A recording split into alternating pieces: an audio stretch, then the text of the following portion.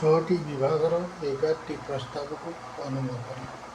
ରାଜ୍ୟ ମନ୍ତ୍ରିମଣ୍ଡଳ କ୍ୟାବିନେଟ୍ର 45ତମ ବୈଠକ ମାନ୍ୟବର ମୁଖ୍ୟମନ୍ତ୍ରୀ ମୋହନ ଚରଣ ମାଝୀଙ୍କ ଅଧ୍ୟକ୍ଷତାରେ ଲୋକସେବା ଭବନସ୍ଥିତ ସମ୍ମିଳନୀ କକ୍ଷରେ ଅନୁଷ୍ଠିତ ହୋଇଯାଇଛି।